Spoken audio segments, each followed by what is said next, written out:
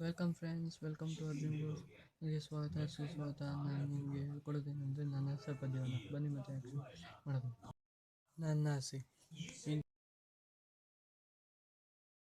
ಇಂದುಮತಿ ಲಾವಣಿ ಗೆಲ್ಲಬೇಕು, ಬಿಸಿಲು ಬರುವ ಬಲೆಯಿಂದ ಪಾರಾಗಬೇಕು, ತನ್ನನ್ನೇ ಸುಟ್ಟು ಬೆಳಕು ನೀಡುವ ಭಕ್ತಿ ನಾನಾಗಬೇಕು, ಮಣ್ಣಿನಲ್ಲಿ ಮಣ್ಣಾಗಿ ಮಣ್ಣ ಮೇಲೊಂದು ಮರವಾಗಿ ಪುಣ್ಯವಂತರಿಗೆ ನೆರಳಾಗಬೇಕು, ಬತ್ತವರತೆ ಸದಾ ಚಿಮ್ಮುತ್ತಲಿರುವ ಚಿಲುಮೆ ನಾನಾಗಿ ದಾಹಗೊಂಡವರ ತನುವ ತಣಿಸುತ್ತ ನಾನಾಗಬೇಕು, ಅಳುವ ಕದನನ್ನಾಗಿಸಲು ಅಮ್ಮನ ಕಂಠದ ಜೋಗುಳ ನಾನಾಗಬೇಕು.